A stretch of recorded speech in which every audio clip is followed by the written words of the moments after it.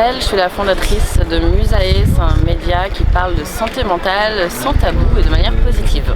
En fait, moi, la santé mentale, c'est un sujet qui m'intéresse depuis un petit moment. En fait, je cherchais un média qui en parle avec bienveillance et surtout avec un angle inclusif, sociétal et accessible. Et c'est vrai que je trouvais pas grand-chose en fait, enfin du moins pas grand-chose en France à ce sujet. Et voilà, j'ai commencé à me documenter et en fait, j'ai commencé à lancer et à réfléchir au projet avant le Covid.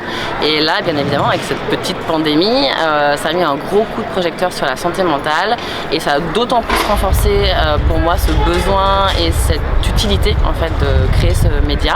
Et du coup, je l'ai lancé il y a 2 ans et aujourd'hui, on fête les 2 ans de Musae, d'ailleurs, pour l'info, au pavillon des Canaux avec Lush. Ce soir, alors déjà, non, cet après-midi, évidemment, c'est un festival de la santé mentale. Cet après-midi, il y a des ateliers de sensibilisation à la santé mentale pour apprendre à mettre des mots sur nos mots. Il y a des ateliers d'écriture également pour apprendre à poser les mots, poser les émotions.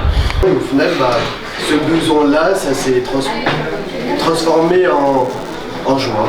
Ouais. Et c'était possible pour toi d'accueillir le besoin de cette personne. Ouais. Je vais essayer de piquer la personne, c'est-à-dire je vais lui mettre du venin pour que ça la fasse chier, pour que je lui fasse comprendre que me fait chier ce que tu fais. Et voilà. Pour la faire réagir. Ouais, parce que... En plus, je l'ai fait il y a pas longtemps. Il y a également des jeux de cartes avec Bonjour Anxiété, qui est également un média sur Instagram qui dédramatise l'anxiété. Donc ça, c'est de tout l'après-midi. Et ensuite, à partir de 19h, on enregistre un podcast en live, un podcast de Musae qui s'appelle La Zone Grise. L'idée, c'est de parler de tous ces comportements, de ces mésusages, de ces problématiques qui ne sont pas forcément des troubles psychiques, mais qui, à force de complications ou de mauvais usages, peuvent commencer à nous peser sur la santé mentale. Aujourd'hui, la thématique de La Zone Grise qu'on va enregistrer en live avec du public, c'est de parler du stress ou du kiff des dates anniversaires. Et vous pouvez retrouver ce podcast sur toutes les plateformes d'écoute en tapant Musae. Alors là, il y a un truc fort qui se passe. Ça, c'est du rituel.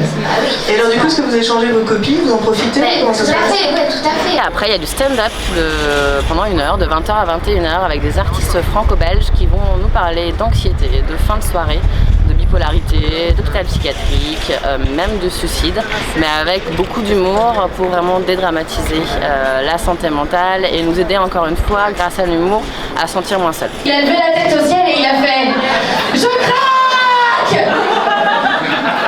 Du coup, je comprends que vous fassiez des shows de stand-up sur la santé mentale. Et puis après, c'est une soirée, après DJ set, on danse et on boit des coups. Alors moi, je pense que la santé mentale, en tout cas, on peut en parler de manière positive. On peut en parler de manière positive pour intéresser en fait les gens à s'intéresser à ce sujet. Pendant très longtemps, ça a été un sujet tabou, la santé mentale en France, parce que ça faisait flipper. Parce qu'on parlait d'exclusion aussi, parce qu'on parlait de gens qui sont en marge quand on parle de santé mentale, et parce que du coup, ça nous faisait peur. Et je pense que le fait d'en parler de manière positive, ça permet de dédramatiser et d'intéresser les gens à ce sujet. Pour en parler de manière positive, il y a plusieurs axes. Il y a effectivement le langage que tu emploies, il y a les sujets que tu décides de traiter. Donc nous, on parle de santé mentale, mais à travers des angles sociétaux, donc que ce soit à travers le sport, la musique, l'art, l'entrepreneuriat, la danse. Voilà, donc c'est vraiment de rentrer par des centres d'intérêt plutôt que par le sujet médical en soi.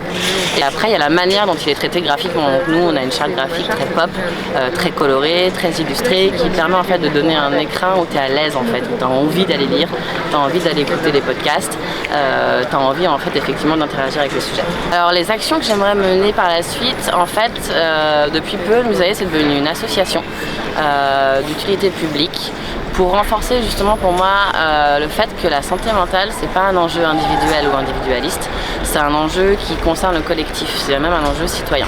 Parce qu'à partir du moment effectivement où tu prends soin de toi, tu prends soin des autres, tu prends soin du monde. En fait, avec l'asso, ce que j'aimerais faire, c'est ouvrir au maximum de gens qui voudraient s'investir sur la santé mentale, donc qui voudraient devenir bénévoles, adhérents de l'association pour construire un vrai mouvement culturel derrière ça. Et j'aimerais aussi lancer un guide ressources, parce que souvent on me pose la question de est-ce que tu n'aurais pas un contact d'un bon psy, d'un lieu d'accueil, d'un centre d'hébergement. Et donc du coup, on va également créer un guide ressources qui sera accessible sur le site de Musae, donc sur musae-tomorrow.com, pour justement apporter un maximum d'informations et créer en fait un label des professionnels, centres, lieux de santé mentale qui ont un petit peu peu la même philosophie que nous, c'est-à-dire en parler de manière bienveillante, inclusive, positive et également dans l'empowerment.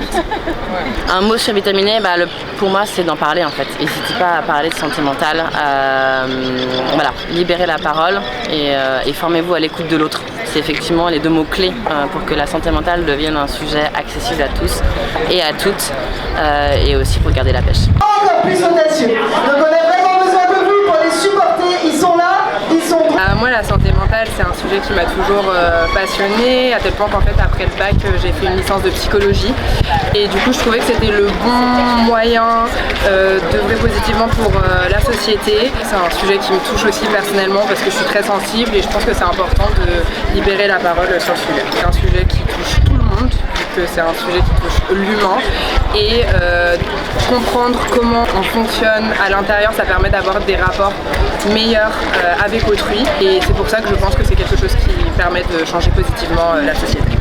Je conseillerais de ne pas avoir peur d'en parler, que ce soit d'abord à ses proches et puis aller voir un ou une professionnel de la santé mentale. Il n'y a pas du tout de honte d'aller voir un psy, au contraire, c'est vraiment quelque chose que je conseille et si tout le monde le faisait, je pense que le monde se porterait mieux.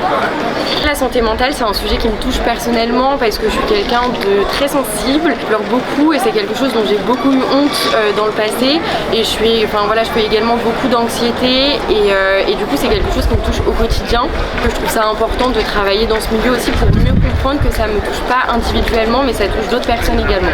Moi la santé mentale et les réseaux sociaux ça me parle beaucoup parce que je suis assez active sur Twitter et que je trouve que c'est un réseau social qui a vraiment un enjeu de santé mentale très important parce que c'est un lieu d'expression qui est libre, qui est ouvert à tout le monde mais du coup on peut aussi retrouver des contenus beaucoup moins bienveillants et ça peut être compliqué à gérer donc je pense qu'il y a vraiment un sujet sur comment gérer sa santé mentale quand on est sur les réseaux sociaux. Je parle de Twitter mais il y a aussi Instagram avec le fait que ça soit des photos donc on soit beaucoup dans l'apparence et dans le paraître. Je pense qu'il y a beaucoup d'impacts qui peuvent être négatifs pour notre santé mentale donc il y a un vrai enjeu à faire de la prévention et de la sensibilisation sur les réseaux sociaux en lien avec la santé mentale. Donc je pense que c'est important quand on travaille dans l'influence d'avoir toujours un discours derrière de sensibilisation et de montrer que c'est pas forcément la vraie vie, qu'il y a d'autres aspects qu'on montre pas forcément sur les réseaux sociaux et donc voilà, moi je pense que l'influence c'est très bien, c'est très utile mais il faut quand même avoir des discours derrière de sensibilisation.